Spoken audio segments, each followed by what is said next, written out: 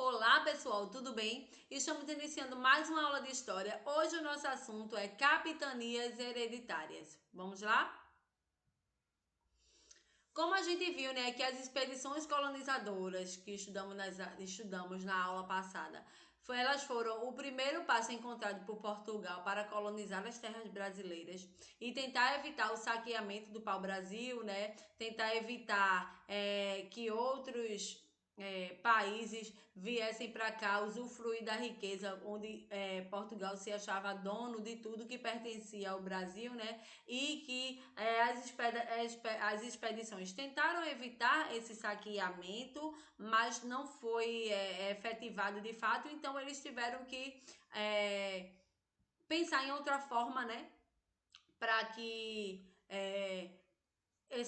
o Brasil tivesse no seu domínio, então essa outra forma, né, depois das expedições colonizadoras, foram as capitanias hereditárias. Em 1534, o rei de Portugal, Dom João III, resolveu dividir a terra brasileira em faixas, né, que partiam do litoral até a linha imaginária do Tratado de Tordesilhas.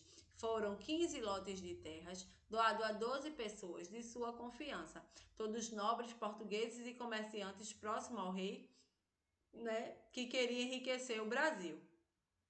No Brasil, né? Eles queriam enriquecer no Brasil, não enriquecer o Brasil.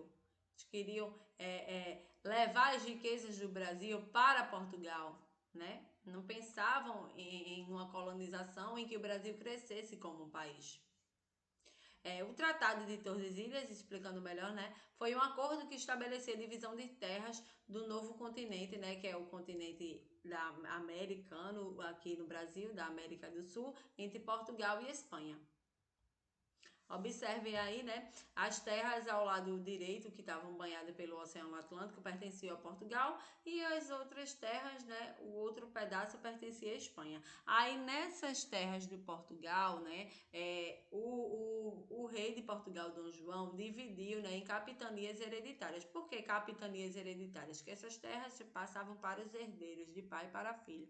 Então ele dividiu em 15 lotes, tá certo? Maranhão com o segundo Quinhão, Maranhão do primeiro Quinhão, Ceará, Rio Grande do Norte, Itamaracá, Pernambuco, Bahia de Todos os Santos, Ilhéus, Porto Seguro, Espírito Santo, São Tomé, São Vicente II Quinhão, Santo Amaro, São Vicente I Quinhão e Santana. Esses foram os 15 lotes de terras divididos em capitanias hereditárias que foram doadas a 12 pessoas de confiança do rei, né, que eram próximo do rei, que queriam enriquecer a partir das riquezas que eles obtinham do nosso país.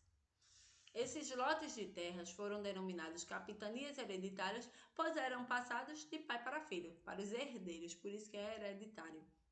Os responsáveis por esses lotes eram chamados de donatários. Eles tinham a função de administrar, colonizar, proteger e desenvolver a região, né, que ele estava o seu lote de terra. Com isso, o rei esperava resolver os problemas das invasões francesas e aumentar a exploração da terra. O rei achava que essa forma de governar seria mais eficiente do que só a proteção com as expedições, né?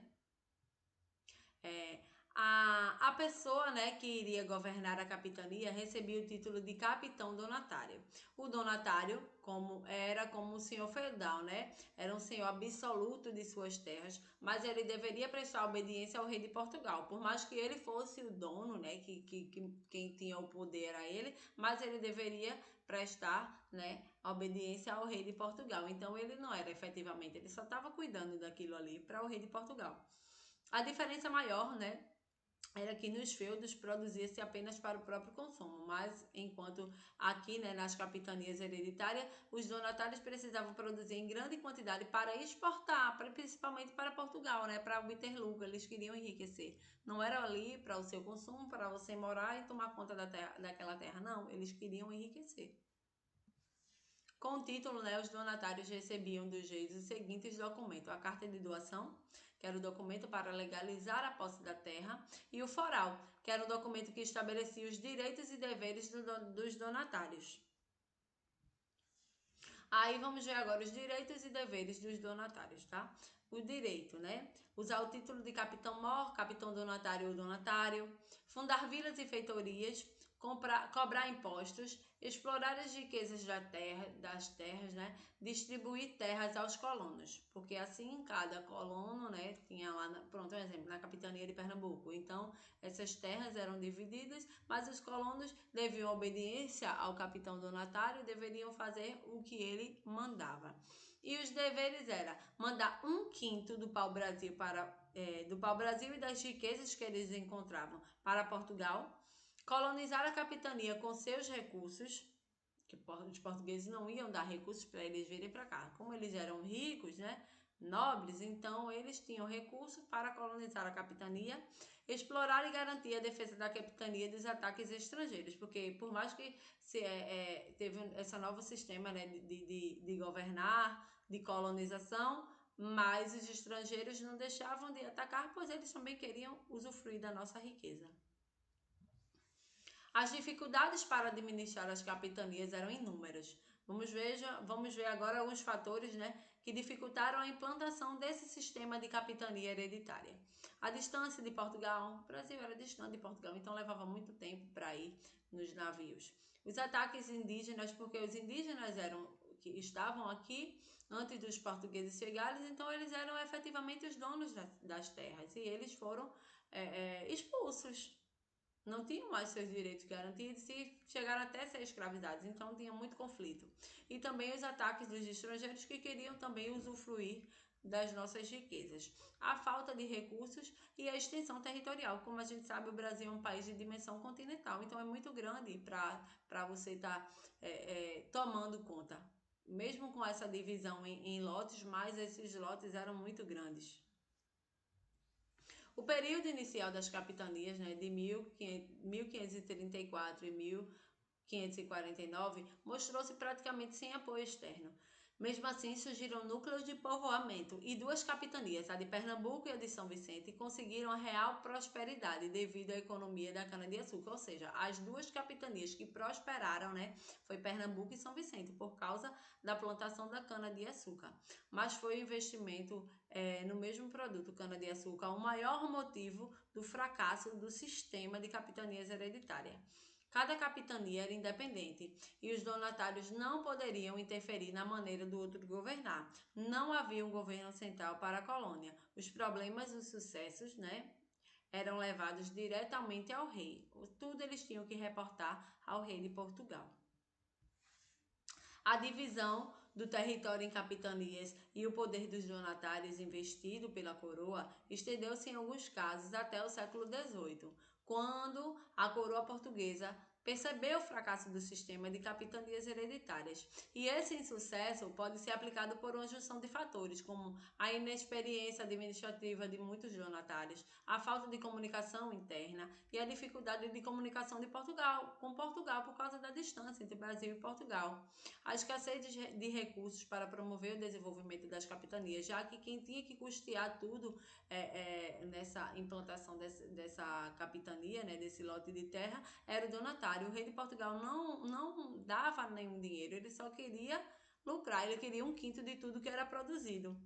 O conflito com os indígenas também, o conflito com os estrangeiros, né, que explica também essa questão de ter fracassado esse sistema. A coroa portuguesa percebeu, né, diante de tudo isso, de todo esse conflito, da falta de inexperiência dos donatários,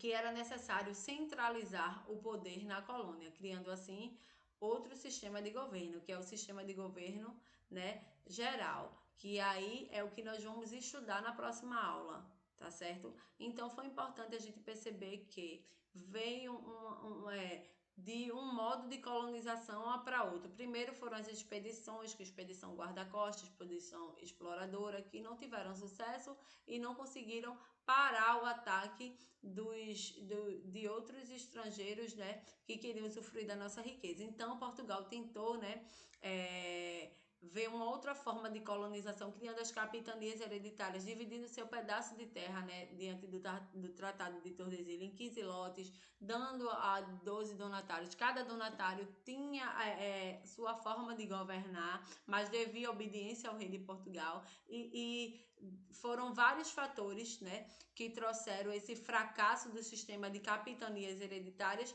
Então, a partir do momento que o governo percebe esse fracasso, ele vem querendo criar outra forma de governo para ver se obtém esse sucesso, que é o que nós vamos estudar na próxima aula. Então, pessoal, até a próxima aula de história, tá bom? Para a gente estudar essa nova forma de governo, uma colonização mais efetiva do Brasil, né? Um beijo e até a próxima aula.